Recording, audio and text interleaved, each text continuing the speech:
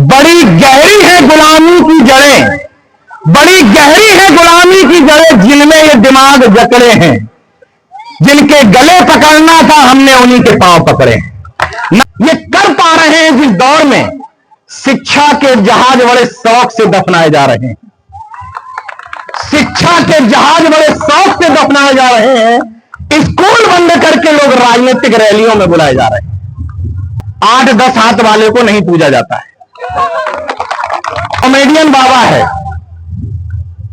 जो इस समय प्रॉपर्टी डीलर बन गया है, 5, 10, 15 लाख रुपए के फ्लैट बेच रहा है, प्रॉपर्टी डीलर का भी काम कर रहा है। मैंने प्रधानमंत्री से यह सीखा कि अपनी विचारधारा वाले किसी भी व्यक्ति का सम्मान बढ़ाने के लिए सेम विचारधारा वाले ताकतवर लोगों को एकजुट हो जाना चाहिए। तो पत्थर मंदिर के बाहर है तब तक पत्थर है, मंदिर में एंट्री करते ही पत्थर बन जाता है, लेकिन इंसान मंदिर में एंट्री करते ही अछूत बन जाता है। शिक्षा बाहर करके आडंबर और पाखंड जोड़ दिया जाए, कोई टेंशन नहीं, बस फलाने को टाइट कर दो। तो कि अभी तो परिंदे शुमार करना है, अभी तो परिंदे शुमार करना है, फिर हम तर्कवादी बताएंगे कि किस किस पे वार करना है। अभी तो परिंदे शुमार करना है, फिर अम्बेडकरवादी, तर्कवादी, अर्जकवादी मिलकर बताएंगे कि किस किस पे वार करना है। बड़ा गुरूर है पाखंडियों तुझे, मगर हम सब विज्ञानवादियों को जिद है कि दरिया को पार करना। मुझे यहां आने से पहले पता नहीं था कि बिल्डिंग कितनी बनी है, किस क्लास तक यहां पढ़ाई होती है, नहीं पता था। सिर्फ एक बात पता था कि यहां 8-10 हाथ वाले को नहीं पूजा जाता है। तो हमने कहा इलाहाबाद से कितनी भी दूर होगा, समय लगेगा, क्योंकि 11 को कल भी कार्यक्रम है, परसों भी कार्यक्रम है, 13 को भी कार्यक्रम है, 14 को भी कार्यक्रम है। तो यह था कि किसी तरीके से समय निकाल के आना है, क्योंकि ये बात मैंने देश के प्रधानमंत्री से सीखी है। जहां अच्छी बात हो वहां सीखना भी चाहिए। एक कॉमेडियन बाबा है जो इस समय प्रॉपर्टी डीलर बन गया है, 5, 10, 15 लाख रुपए के फ्लैट बेच रहा है, प्रॉपर्टी डीलर का भी काम कर रहा है। मैंने प्रधानमंत्री से यह सीखा कि अपनी विचारधारा वाले किसी भी व्यक्ति का सम्मान बढ़ाने के लिए सेम विचारधारा वाले ताकतवर लोगों को एकजुट हो जाना चाहिए। क्योंकि देश के प्रधानमंत्री अगर उस कॉमेडियन बाबा के अस्पताल का उद्घाटन करने पहुंचे तो मुख्यमंत्री को भी भेज सकते थे, चिकित्सा मंत्री को भी भेज सकते थे, लेकिन उस पाखंडी की हैसियत बढ़ाने के लिए, उसकी औकात बढ़ाने के लिए उतनी दूर तक पहुंचे। इसलिए मैं तमाम विचारधारा वाले लोगों से अनुरोध करता हूं कि एक दूसरे के लिए कुछ कर पाए या ना कर पाए, कम से कम समान विचारधारा के लोगों के कार्यक्रमों में पहुंचकर उसकी हैसियत जरूर बढ़ा दें। ये सब एक दूसरे के लोग एक दूसरे के लिए करें। अब दूसरी बात, मुझे देखिए, मुझसे पहले प्रोफेसर रमाकांत यादव जी बोल रहे थे और यहां तमाम लोग विद्वान लोग बैठे हुए, संदीप भैया। हकीकत यह है कि हो सकता है मैं इन सब में से कम जानकार हूं, लेकिन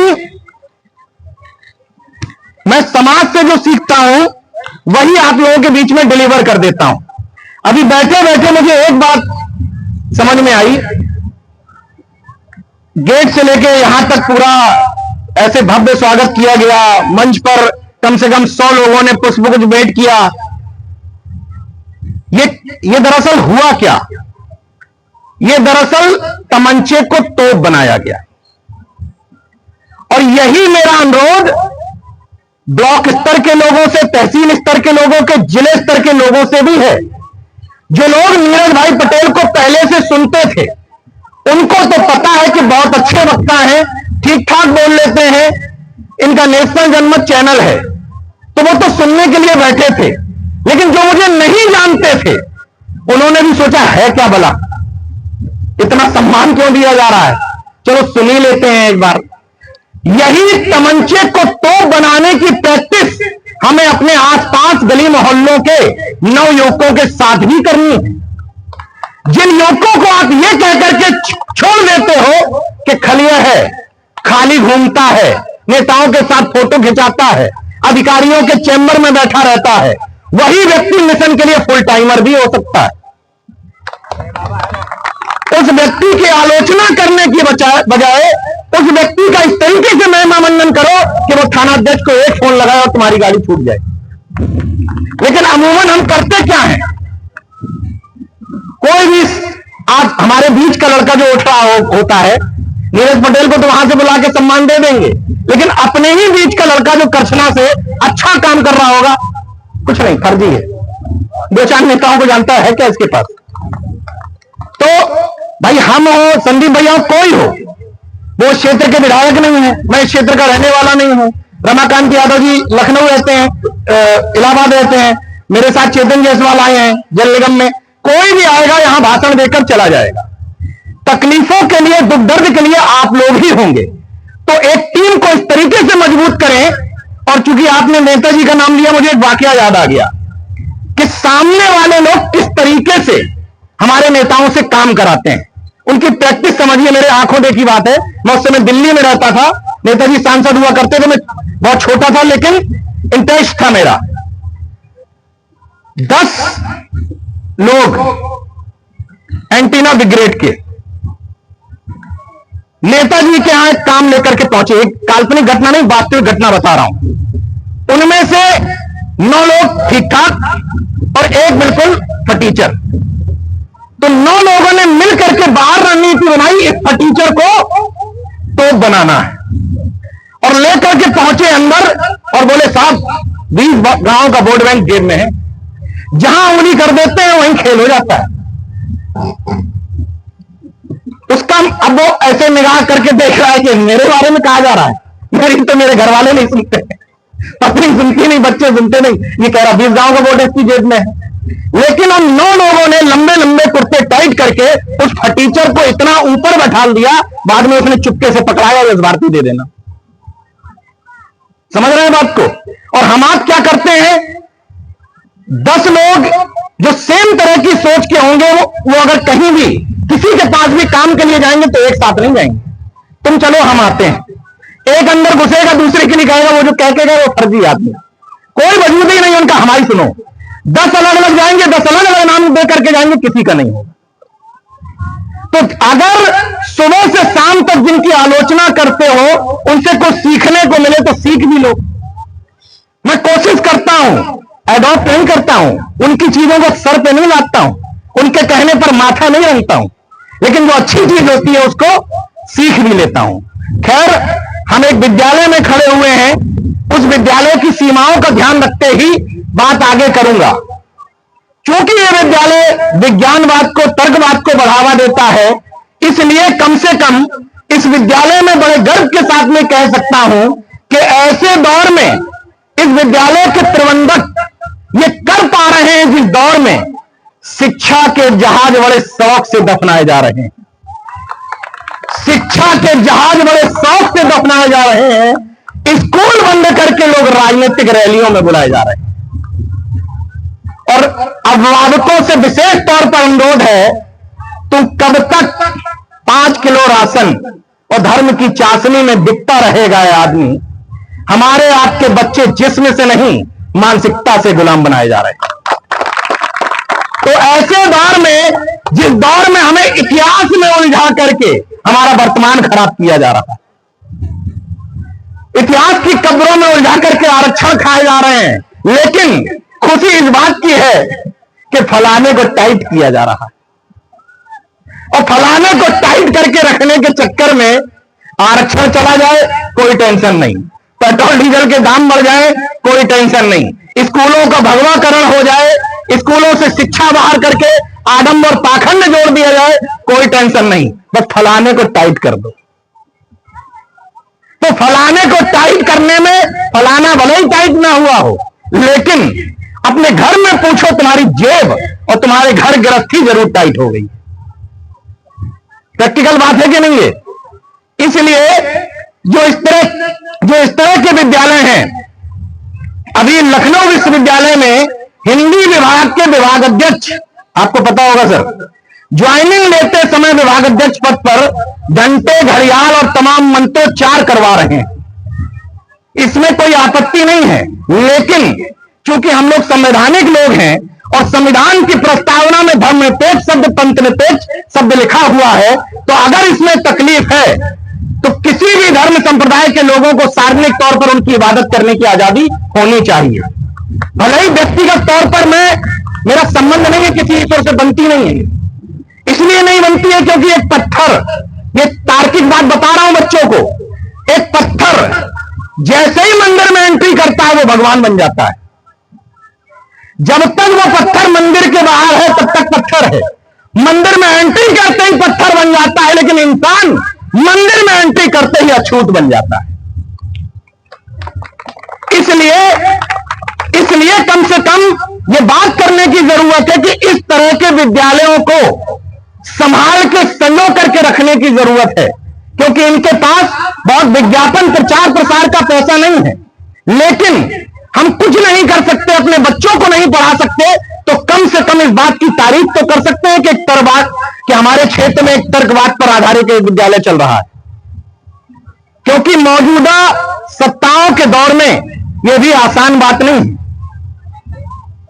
बिल्कुल आसान बात नहीं है, क्योंकि इनको उस तरह के लोगों का सामना करना पड़ता है और उस दौर में सामना करना पड़ता है जिस दौर में कॉलेजों का, यूनिवर्सिटियों का, विश्वविद्यालय का सिलेबस का लगातार भगवाकरण करते चले जाया जा रहा है। और ये क्यों चाहते हैं कि यहां के छात्र पढ़ लिख करके वैज्ञानिक और साइंटिफिक टेम्परामेंट न धारण कर पाए? क्योंकि विज्ञानवाद का एक उसूल है, उसमें क्यों शिक्षा दी जाती है? क्यों शिक्षा? प्रिंसिपल साहब, क्यों शिक्षा का मतलब समझ रहे हैं? क्यों शिक्षा का मतलब है कुछ भी ऊल जलूल बताया जाए तो बच्चे पूछे क्यों, ऐसा क्यों? यही विज्ञानवाद है। विज्ञानवाद का मतलब कुछ समय के लिए लैब में प्रैक्टिकल करना नहीं है कि ये रसायन मिलाने से ये हो जाता है, ये विज्ञानवाद नहीं है, ये सब्जेक्ट मटेरियल का विषय है। विज्ञानवाद ये है कि किसी भी कक्षा में बताया जाए कि फलाने वाले से यह प्राप्त हो जाता है तो बच्चे पूछे क्यों। इस क्यों शिक्षा को बढ़ावा देने के मकसद से ही मैं इस विद्यालय के प्रांगण में आया हूं। बच्चों से मेरा अनुरोध है, जो बच्चे समझदार हो गए इस बात को समझने के, कि आपका शिक्षक कक्षा में कुछ भी बताए और अगर आपको लगता है कि तर्क की कसौटी पर नहीं कसा जा रहा तो उससे पूछिए ऐसा क्यों। और जब तक इस बात का उत्तर न मिल जाए ऐसा क्यों, तब तक उसकी बात को मत मानिए, चाहे वो विद्यालय के प्रिंसिपल बताएं, अध्यापक बताएं या घर का कोई व्यक्ति बताए। क्यों का जवाब हमें जरूर ढूंढना है। और एक क्यों का जवाब मैं दे देता हूं बच्चों के सामने। कहा जाता है कि ईश्वर नहीं दिखाई देता, लेकिन ईश्वर है, और ईश्वर के नाम पर ही कुछ लोगों का बिजनेस चलता है, चाहे वो ईश्वर के नाम पर चले, चाहे गॉड के नाम पर चले, अल्लाह किसी के नाम पर भी चले, उसके अलग अलग नाम और व्याख्याएं हैं, अलग अलग ढंग से उसका सबका अपना अपना धंधा चलाया जाता है। तो कहा जाता है कि हवा भी तो नहीं दिखाई देती, लेकिन हवा है, बिजली भी तो नहीं दिखाई देती, लेकिन बिजली है। तो हवा दिखाई नहीं देती, लेकिन हवा अपनी मौजूदगी का एहसास तो कराती है। ये टेंट, जरा सी हवा चली और टेंट सब हटवा दिया कि नहीं हटवा दिया हवा ने, कि भाई मेरी मौजूदगी का एहसास करो कि मैं हूं। और अगर जरा सी हवा बंद कर ली जाए तो कोरोना का समय याद कर लो कि सिलेंडर लिए लिए लोग घूम रहे थे। और जो लोग कहते हैं कि बिजली नहीं दिखाई देती, लेकिन बिजली है, स्विच ऑन करिए, पंखा चलेगा, हवा लगेगी, यानी कि एहसास हो जाएगी।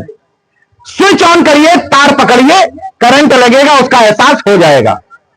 मुझे कोई बड़ा विद्वान पूरे देश का बता दे कि मैं कैसे एहसास करूं कि जो काल्पनिक चरित्र आप बता रहे हो वो है। कोई तरीका बता दे अगर कि इस तरीके से एहसास कराया जाता है तो मैं एहसास कर लूंगा। और बच्चों से एक अनुरोध जरूर करता हूं, अब बच्चों से नहीं, अभिभावकों से, कि मेरे बेटे का नाम है कबीर शिवाजी, 4 साल का है वो, क्योंकि छोटे बच्चों का स्कूल है इसलिए ये बात जरूरी है बताना। 4 साल की उम्र में आज तक उसको नजर नहीं लगी, जबकि नजर बट्टू, कजर बट्टू, काला धागा, लाल टीका, हाय, चाकू कुछ नहीं पहना उसने, लेकिन नजर नहीं लगी। क्यों नहीं लगी? नजर दरअसल होती क्या है? हमारे मन के वहम। बच्चे को जब इस तरह के कार्यक्रमों में लेकर के आओगे तो जब तक वो बोलने के काबिल नहीं होगा, घर जाएगा तो कैसे बताएगा कि उसको तकलीफ है? रो करके। तो जब वो प्रैक्टिकल करके देखिएगा, जितनी माता बहनें यहां पर, इस बात को प्रैक्टिकल करके देखिएगा, जब बच्चा किसी भी कार्यक्रम से, किसी भी बर्थडे से, शादी से घर पे जाता है तो तकरीबन आधा घंटे रोता है, क्योंकि वो अपनी तकलीफ नहीं बता पाता सोने से पहले। उस आधा घंटे के दौरान झाड़ू, तेल, बाती, टप टप और 4-5 आइटम कर लिए जाते हैं। जो आइटम लास्ट में किया जाता है, बस इसी से आराम मिला, वही आइटम आगे पास कर दिया जाता है कि इसके आराम मिला। एक बार मेरी बात कह के, मेरी बात भी प्रैक्टिकली आजमा करके देखना।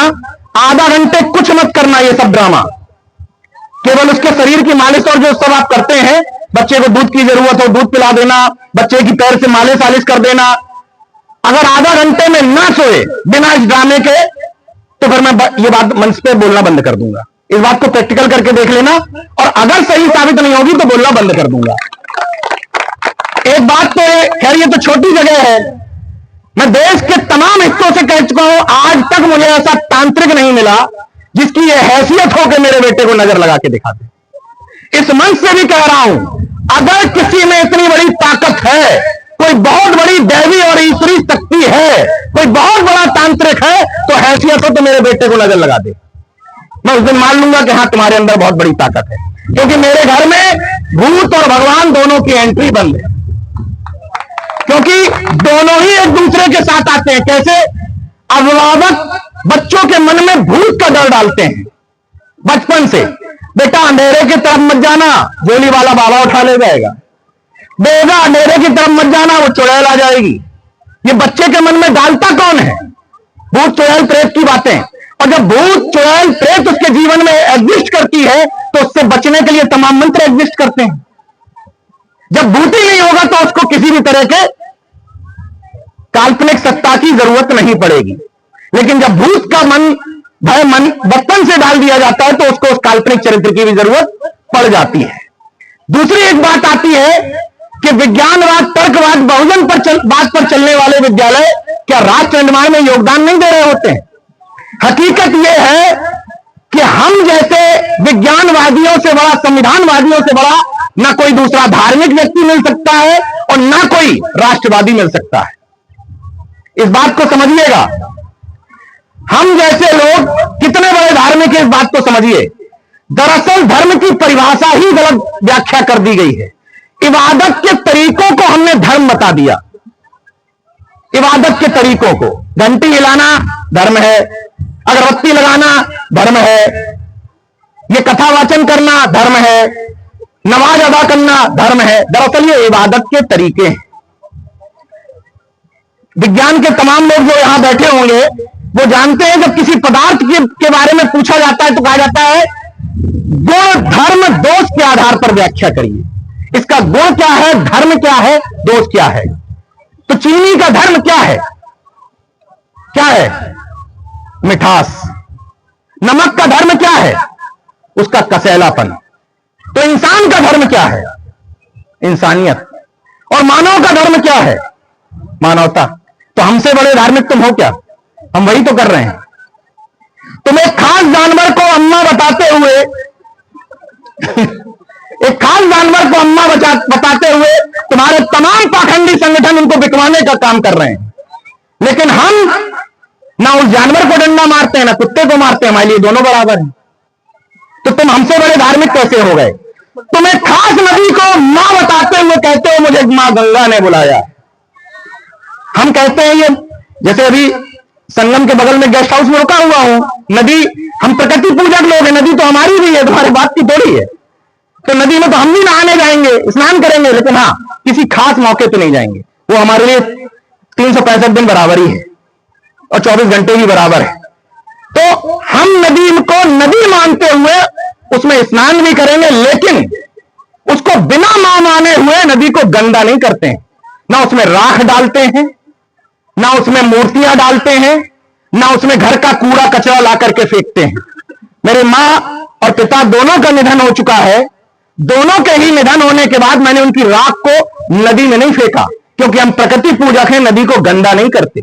हमारे लिए नदी एजेंडा नहीं है, हमारे लिए नदी जीवन दायिनी है। एक्चुअल में हम प्रकृति पूजक लोगों के लिए, इसलिए हम नदी को, बच्चे भी गौर से सुन ले, हम नदी को गंदा नहीं करेंगे।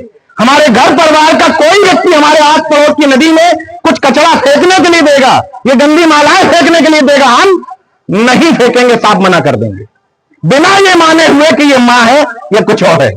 नदी नदी है, फिर भी हम उसको गंदा नहीं करेंगे। तो एक और बात है, जो लोग कहते हैं कि चूहा गणेश का वाहन है, तमाम लोग कहते हैं, जो कहते हैं कि चूहा गणेश का वाहन है, उसको पूछते भी हैं।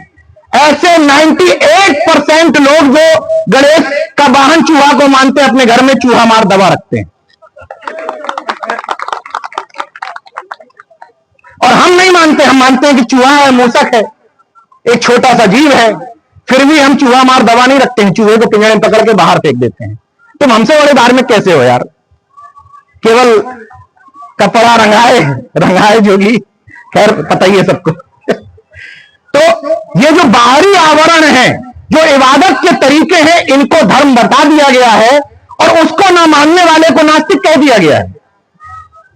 हकीकत यह है कि गर्व के साथ कहिए कि हम ऐसे बच्चों का निर्माण कर रहे हैं इस छोटी सी जगह से, जो जाकर के राष्ट्र का निर्माण करेंगे। राष्ट्र किसी पार्टी, किसी नेता की बकौती नहीं है। राष्ट्र निर्माण का मतलब है इस करछना के गांव वीरपुर के बच्चों का निर्माण करना। वो बच्चे अपने मोहल्ले का निर्माण करेंगे, वो मोहल्ला अपने अच्छे गांव का निर्माण करेगा, वो गांव निकल करके जिले का निर्माण करेगा, जिले से बच्चे निकल करके जब देश स्तर पर पहुंचेंगे तो वो अच्छे राष्ट्र का निर्माण करेंगे। इसका मतलब अगर हम बच्चों को विज्ञानवाद और तर्कवाद की तरफ ले जा रहे हैं तो हमसे बड़ा राष्ट्रवादी भी दूसरा कोई हो नहीं सकता। बड़े गर्व के साथ बताते हैं, जब सुनीता विलियम्स अंतरिक्ष से लौटती हैं तो बड़े गर्व के साथ कहते हैं अप्रवासी भारतीय, अप्रवासी भारतीय, भारतीय मूल की, भारतीय मूल की, भारतीय मूल की। तो अपने मूल से भेज दो ना डायरेक्ट कोई। जिस समय सुनीता विलियम्स अंतरिक्ष में थी, अंतरिक्ष के गूढ़ रहस्य को तलाशने की कोशिश कर रही थी, उस समय इस देश में गिने जा रहे थे कितने डुबकी मार लिए। मरने वाले 30 लोग नहीं गिन पाए, डुबकी वाले 1 करोड़ गिन लिए 15 मिनट में।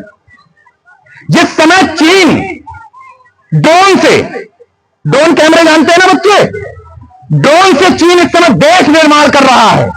ड्रोन के दम पर बड़े बड़े पिलर्स, ड्रोन के दम पर सीमेंट बालू की बड़े ऊंचे ऊंचे जगह पर पहुंचा करके चीन अपने देश को और सशक्त बना रहा है। उस समय हेलीकॉप्टर का इस्तेमाल पाखंडियों पर पुष्प वर्षा के लिए किया जा रहा है। तो ये किया क्यों जा रहा है? किया इसीलिए जा रहा है, दरअसल ये बच्चे विज्ञान को ना समझे, शिक्षा को ना समझे, तर्क को ना समझे और ये मान करके बैठ जाए कि हमारा भाग्य और नसीब ही खराब था कि हम यहां जन्म ले लिए।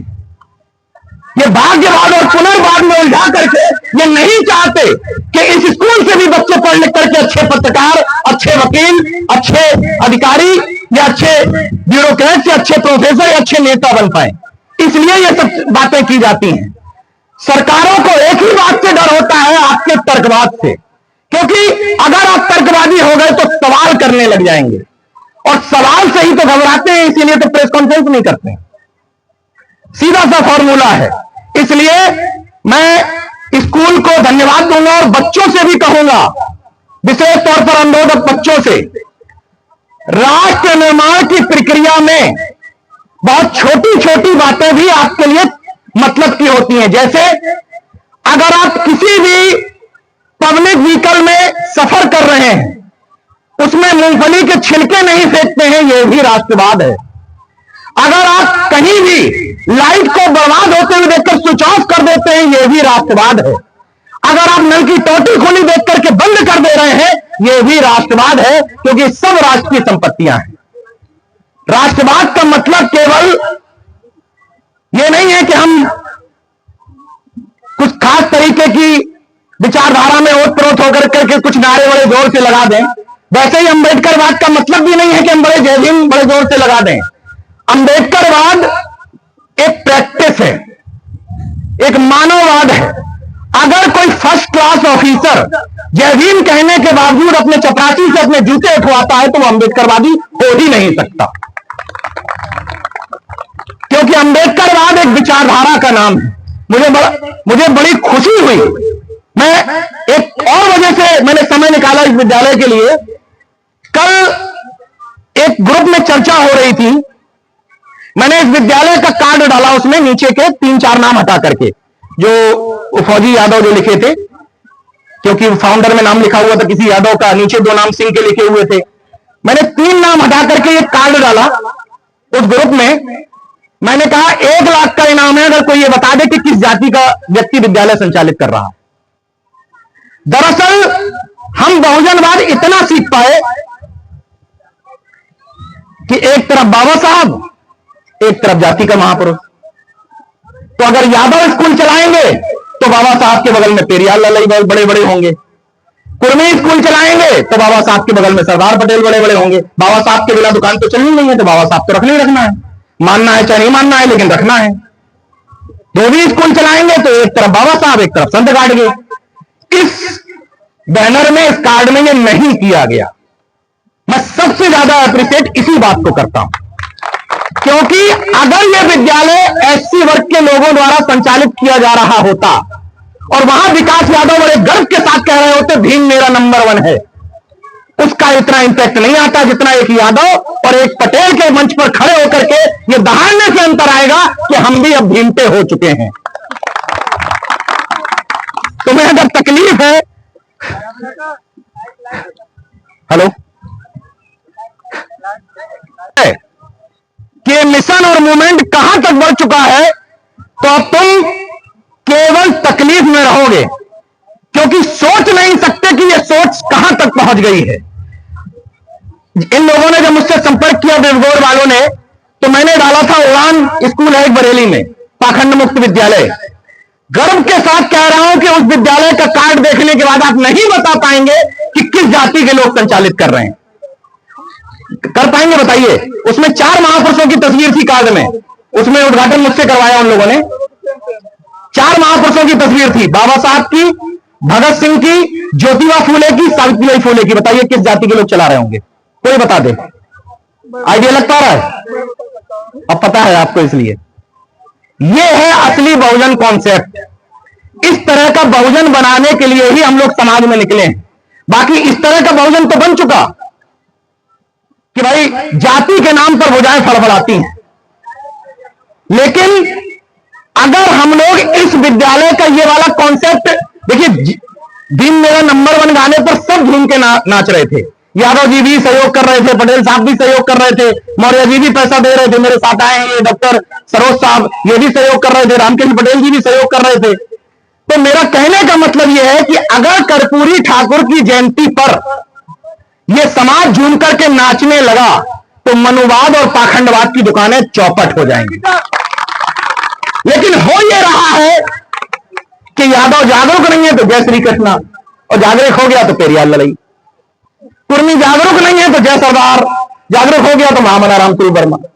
अब इससे एक स्टेप ऊपर निकलने की जरूरत है। जितनी शिद्दत से तुम छत्रपति साहू जी महाराज की जयंती मनाते हो, उतनी शिद्दत से संत राम बीए प्रजापति, शिवदयाल चौरसिया, कर्पूरी ठाकुर की जयंती मनानी होगी। क्योंकि जिन लोगों को तुमने हिस्सेदारी, भागीदारी, जिसकी जितनी संख्यावारी के चक्कर में छोड़ करके रखा, फलानी विधानसभा कौन कौन सी जानती जाता है, उनको मंच पे बैठा लो, बाकी छोड़ दो। जिनको तुमने छोड़ा, विधायक तो उनका बनना नहीं है, संख्या कम है, सम्मान भी तुम नहीं देना चाहते तो बीजेपी कहती आओ हमसे ले लो। जिन महापुरुषों के नाम लेना हम लोगों ने शुरू किया, अब संगठनों ने, हमारे संगठनों ने, हम लोग तो 6 साल से चिल्ला रहे हैं, हमारे संगठनों ने, हमारे नेताओं ने जिन महापुरुषों के नाम लेना शुरू किया, सामने वाले उनका इस्तेमाल करना शुरू कर दिए हैं। ये वो दौर है, इसलिए लड़ाई बहुत कठिन है। अगर सामने मुखौटे तैयार किए जा रहे हैं तो तुमको उन समाजों से असली योद्धा तैयार करने पड़ेंगे। ये वक्त की जरूरत है, खुद को पीछे करना पड़ेगा और उन लोगों को आगे करना पड़ेगा। ये वक्त की जरूरत है, और वरना बहेलिया आएगा, जाल बिछाएगा, हमको फंसाएगा, लेकिन झोली वाला बाबा आएगा, जुमले सुनाएगा, राशन बंटवाएगा, और फिर से अगले चुनाव में यही कहानी रटते रह जाएंगे। ये बात इलेक्शन की, चुनाव की नहीं है। मैं किसी पार्टी का समर्थक या किसी पार्टी का विरोधी नहीं हूं, लेकिन इस बात का पूरी तरीके से हिमायती हूं कि यह देश विज्ञानवाद पे और संविधान पे चलना चाहिए, क्योंकि मैं इन्हीं दोनों का अनुयायी हूं। इसलिए मैं अपने वीडियो में भी कहता हूं, जय विज्ञान जय संविधान। संविधान की बात करने पर बाबा साहब आ जाते हैं, और विज्ञान की बात करने पर जितने भी साइंटिफिक टेम्परामेंट के महापुरुष हैं वो सब आ जाते हैं। अब एक सवाल का जवाब, तमाम लोगों ने कहा, नीरज भाई माला क्यों नहीं पहन रहे? एक बात से तमाम सारे लोग सहमत होंगे, मेरा निजी विषय है, यह बात किसी दूसरे पे लागू नहीं होती। घर में जो लोग जिंदा में अपनी तस्वीर लगाते हैं, क्या उसमें माला लटकाते हैं? क्या तस्वीर किस पे, माला किस पे लटकाते हैं? मरे हुए। तो हम तो विचारों से भी जिंदा हैं, सत्ताओं से लड़ने के लिए भी जिंदा है, बोलने में भी जिंदा है, तो फिर मुर्दा काहे को बना रहे भाई? जब तक जिंदा है तब तक जिंदा रहने दो। उस माला ना पहनने का एक मैसेज ये, दूसरा मैसेज ये कि हमारे समाजों से कुछ चूक हुई, और वो चूक ये थी कि हम लोगों, चूंकि इतने भावुक हैं, पिछड़ा और दलित वर्ग के व्यक्ति इतने भावुक हैं कि भावावेश में इतने जल्दी नीरज पटेल जिंदाबाद हो जाते हैं। 3-4 साल भाषण को नीरज पटेल जिंदाबाद, फिर जहां मर्जी आए अपने आप को बेच लो। मैं चाहता हूं कि यह मिशन मूवमेंट व्यक्तिवाद का शिकार ना हो, इसलिए किसी भी व्यक्ति की जिंदाबाद नहीं होनी चाहिए, केवल ये बहुजन महापुरुष जिंदाबाद हैं, जिनकी दम पर हम इस मंच पर खड़े होकर के दहाड़ रहे हैं। व्यक्तिवाद के चक्कर में ही हम लोगों ने अपने नेताओं को पहले राजा रानी की तरह ट्रीट किया और फिर देवी देवता बना दिया, कि गलती पर उन पर सवाल नहीं उठाया जा सकता क्योंकि देवी देवता है। हमेशा बहुजन कॉन्सेप्ट के कार्यक्रमों को, जो अपने आप को बुद्धिजीवी कहते हैं, जो कहते हैं उनकी बात कर रहा हूं, जो नहीं कहते उनकी बात नहीं कर रहा हूं, जो अपने आप को बुद्धिजीवी मानते हैं, मैं उसको बुद्धिजीवी नहीं मानता कि उसकी जाति के नेता की आलोचना करो और 2 मिनट में फड़फड़ाने लगे। वो किस बात का बुद्धिजीवी है? बुद्धिजीवी का मतलब यह है कि अगर आपके समाज का, आपके घर का व्यक्ति गलत करे, बहुजन मूवमेंट के साथ अन्याय करे, तो सबसे पहले खड़े हो जाओ उसका विरोध करने के लिए। यह है बहुजन कॉन्सेप्ट, यह है बुद्धिजीवियों का काम। लेकिन यहां तो क्या है कि सामने वाले जो चाहते हैं वो काम हम बहुत अच्छी तरीके से कर रहे हैं। आपको जिसका मंदिर चाहिए, सत्ताओं को मंदिरों से तकलीफ नहीं है। तुम्हें सिद्धिलाल चौरसिया का मंदिर चाहिए, उदा देवी पासी का मंदिर चाहिए, बाबा साहब का मंदिर चाहिए, बना लो। पूजने के सिस्टम से उनको तकलीफ नहीं है। उनको तकलीफ है जब तुम उनके विचारों को पढ़ करके उसको जीवन में अमल में ले आओ। तकलीफ उनकी वहां से शुरू होती है, पूजने से कतई तकलीफ नहीं है। नहीं भरोसा है तो आजमा करके देख लो। तुमसे ज्यादा आगे बढ़ के संविधान पूज रहे हैं, तुमसे ज्यादा आगे बढ़ के बाबा साहब को पूज रहे हैं, लेकिन जहां विचारों की बात आएगी वहां मामला। इसलिए एक दौर था जिस दौर में हमें जरूरत थी जाति के महापुरुषों के नाम पर मूर्तियां मांगने की। अभी एक घटना बता रहे थे भाई मुझे बगल में बैठ करके कि कहीं मूर्ति की अंगुली तोड़ दी गई। ये बात सही है, ये सेकेंड फेज का बुद्धिवाद है जो मैं बात कर रहा हूं।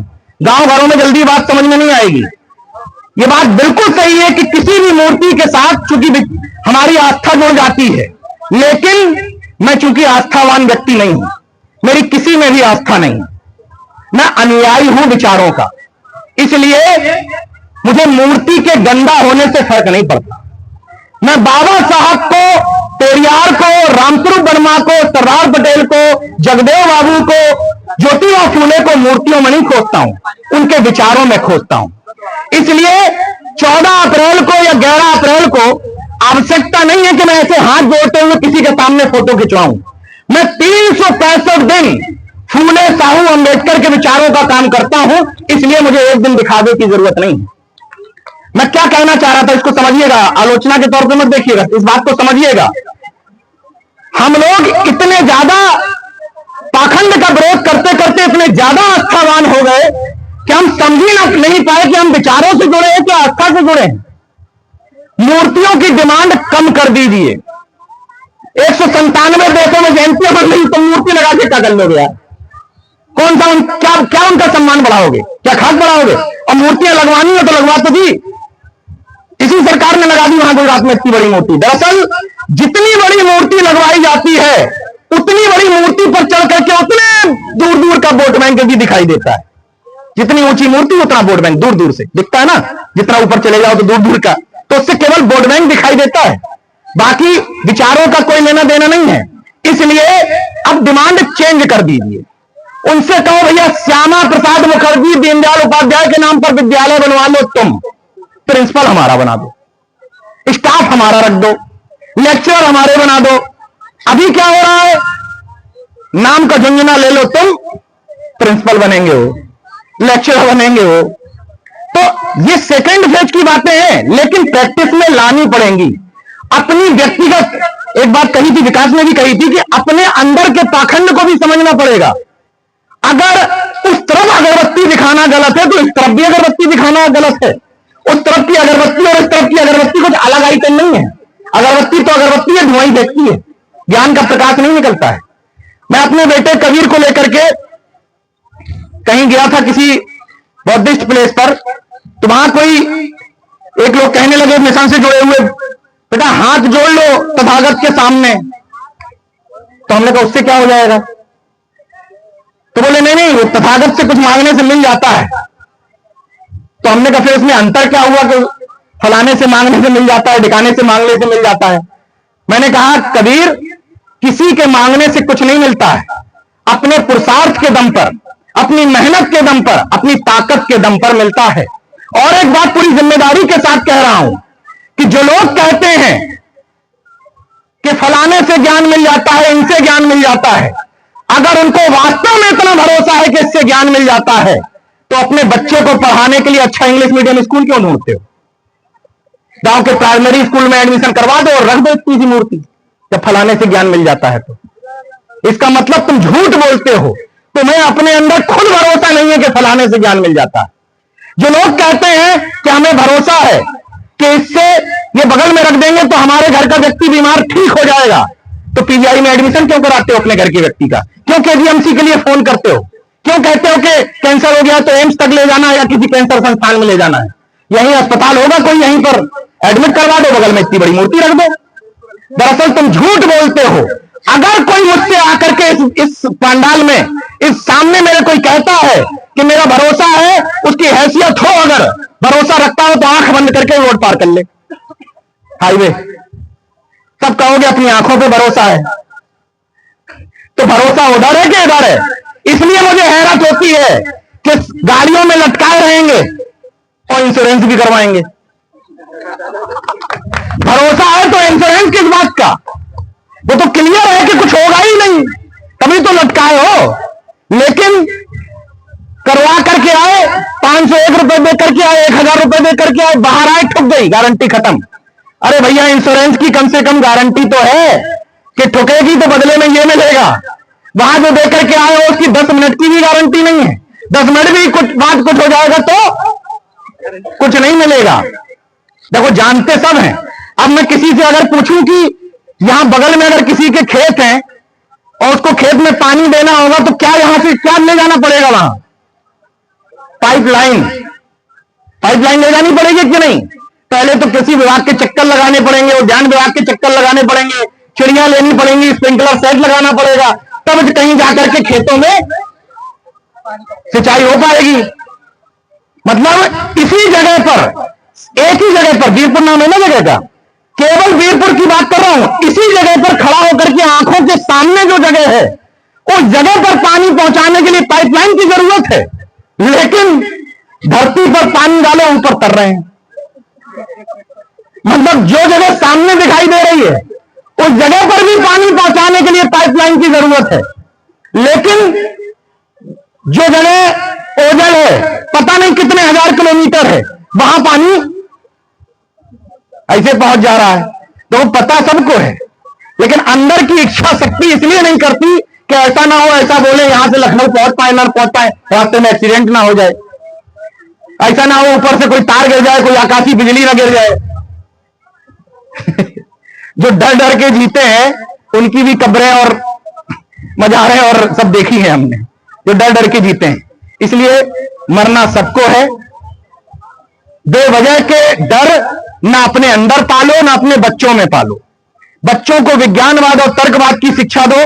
क्योंकि मैं पत्रकारिता का विद्यार्थी हूं, इसलिए अभिभावकों से और बच्चों से एक और अनुरोध करूंगा, टीवी में क्या देखना है क्या नहीं देखना है इसको भी सेंसरशिप करना है।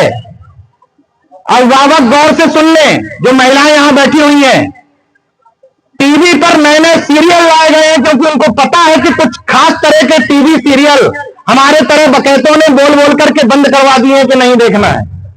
तो वो नए नए सीरियल लेकर के आए, डायन, चुड़ैल, नागिन, है कि नहीं सीरियल, है ना। देखो बेटी सीरियल आ रही है।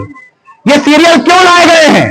ये इसलिए लाए गए हैं कि तुम वो पौराणिक चरित्र ना देखो तो चुड़ैल देख लो कि देखो ऐसे चोटी बढ़ जाती है। मतलब घुमा फिरा करके उसी पाखंड और आडंबर में पड़े रहो। अगर तुम वो वाले सीरियल नहीं देख रहे हो तो बाल हनुमान देख लो, बाल गणेशा देख लो, लेकिन देखो यही जो हम तुम्हें दिखाना और बताना चाहते हैं। इसलिए घर में टीवी में क्या देखा जा रहा है, टीचर्स की भी ये जिम्मेदारी है कि बच्चों को बताएं कि पाखंड और अंधविश्वास से भरे हुए दकियानूसी टीवी सीरियल नहीं देखने हैं। ये गौर करिएगा, नहीं देखने हैं, क्योंकि समय समय पर ये सत्ताएं ये चेक करती रहती हैं कि देश के लोगों को इस स्कूल के बच्चों को अभी भी विद्यालयों की, यूनिवर्सिटीज की जरूरत है या अभी भी पाखंड और विश्वास से काम चल रहा है। 1 मिनट का समय है कि एग्जाम्पल दे दूं कि कैसे, समय है ना 1 मिनट, बता देता हूं एक अंतिम एग्जाम्पल के साथ कि कैसे चेक करती हैं। आपको याद होगा कि बहुत समय पहले मुंह नचवा आया था, याद है ना। लेकिन ये दावे के साथ कह रहा हूं, एक व्यक्ति नहीं कह पाएगा कि मेरे घर में आया था। किसी घर में आया था? कोई जिम्मेदारी के साथ बता दे। मतलब एक र्यूमर जो किसी के घर में नहीं आया लेकिन आया था। और उस समय प्रधानमंत्री कौन था, गूगल पे चेक कर लेना, सरकार किसकी थी ये भी चेक कर लेना। तो उन्होंने उस समय चेक किया कि मुंह नचवा आया, सबने मान लिया मुंह नचवा आया, मुंह नचवा आया, मुंह नचवा आया। फिर उसके कुछ साल बाद फिर सत्ता बदली तो आया चोटी कटवा, आया था। लेकिन कोई ये बता दे कि उसके आस पड़ोस में आया था किसी के आस पड़ोस में, लेकिन सुना सबने है। तो समय भी चेक कर लेना गूगल पर टाइप करके कि कौन सी पार्टी की सरकार थी और प्रधानमंत्री कौन से थे। तो मुंह नचवा और चोटी कटवा के दौर में लगभग 12-13 साल का अंतर था। लेकिन उन्होंने चेक कर लिया कि अभी भी नपुंसकी है, इनको यूनिवर्सिटी की जरूरत ही नहीं है, इनको विद्यालय की जरूरत ही नहीं है, इनसे थाली थाली पिटवाओ, उसी के लायक है ये।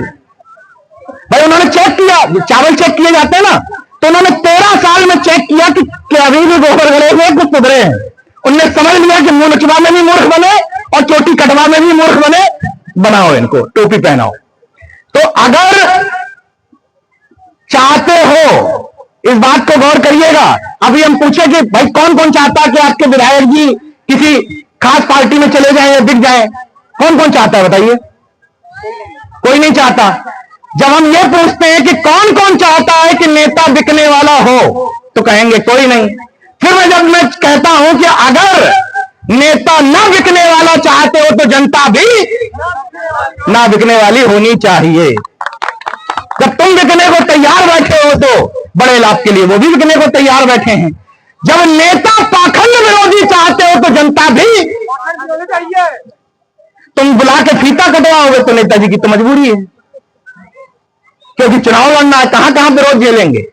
इसलिए गांव के लोगों से मेरा अंतिम बात के साथ एक अनुरोध यह है कि हम भाषण देके जा रहे हैं तो ऊर्जा से मत भर जाना कि कल किसी को ऐसी तैसी करने लग जाओ। गांव के लोगों की एक जिम्मेदारी है कि वो विरोध ना करें। अगर बगल में कोई पाखंडी आयोजन हो रहा है और वो उसको पसंद नहीं करते तो वहां लंबरदार बन के ना पहुंच जाना कि ये सब क्या है, ये सब हम नहीं मानते, पिट के ही आओगे, सत्ताएं उसी तरह की हैं। अगर गांव में तुम इस तरह की चीजों को बंद करना चाहते हो तो बाइकआउट करना शुरू करो, विरोध नहीं। विरोध करने का दौर नहीं है, बाइकआउट करने का दौर है। अगर गांव के 90% लोग किसी पाखंडी आयोजन का बाइकआउट कर दें तो वो आयोजन सफल कैसे होगा? अगर 90% बहुजन जनता इन पाखंडियों के पांडालों में जाना बंद कर दे तो दुकानदारी तो हो जाएगी चौपट के नहीं। तो दुकानदारी चल किसके दम पे रही है? हम ही आपके दम पर जो इन पांडालों की भी रौनक बढ़ाते हैं और उन पांडालों की भी रौनक बढ़ाते हैं। तो कुल मिलाकर के बच्चों से मैं कहना चाहता हूं कि सामने उंगली करने से पहले अपने दिल पर हाथ रखना और ये पूछना कि हम वास्तव में कितने तर्कवादी हो गए, कितने विज्ञानवादी हो गए। और आस पड़ोस में अगर किसी को सांप काटता है, बच्चों ध्यान देना, तो उसको सबसे पहले जाकर के हिदायत देना कि झोली वाले बाबा और बाबाओं के चक्कर में मत पड़ो, अस्पताल लेकर के भागो, कई की जान बच जाएगी। जब तक बाबाओं के चक्कर में पड़ते हैं 2-4 में पड़ जाते हैं। यह भी विज्ञानवाद की पहली सीढ़ी है। सवाल करना पूछो, सवाल करना सीखो, तर्क करना सीखो। विद्यालय में संविधान की प्रस्तावना होती है डेली इंग्लिश हिंदी दोनों में। चलिए, ये बहुत अच्छी बात है। यही मैं अनुरोध कर रहा था। एक अनुरोध यह भी रहेगा कि अगर संविधान की प्रस्तावना दीवार पे नहीं लगी है तो एक होर्डिंग बनवा करके लगवा दीजिएगा, क्योंकि ये विद्यालय का संचालन हमारे जैसे लोगों की दुकानदारी और ये तमाम जो बहुजन लोग आज यहां जुटे हैं सिर्फ संविधान के दम पर ही है। और जो बहुजन महापुरुषों ने हमें पहले जो हौसला दिया उसके दम पर हम यहां तक पहुंचे और हम लोग जो आज कर रहे हैं उसके दम पर आगे चीजें बढ़ेंगी। अब अंतिम शब्दों के साथ बात खत्म करूंगा कि अभी तो परिंदे शुमार करना है, अभी तो परिंदे शुमार करना है। फिर हम तर्कवादी बताएंगे कि किस किस पे वार करना है। अभी तो परिंदे शुमार करना है, फिर अम्बेडकरवादी, तर्कवादी, अर्जकवादी मिलकर बताएंगे कि किस किस पे वार करना है। बड़ा गुरूर है पाखंडियों तुझे, मगर हम सब विज्ञानवादियों को जिद है कि दरिया को पार करना है। क्योंकि बड़ी गहरी है गुलामी की जड़ें, बड़ी गहरी है गुलामी की जड़ें, जिनमें ये दिमाग जकड़े हैं। जिनके गले पकड़ना था हमने उन्हीं के पांव पकड़े हैं।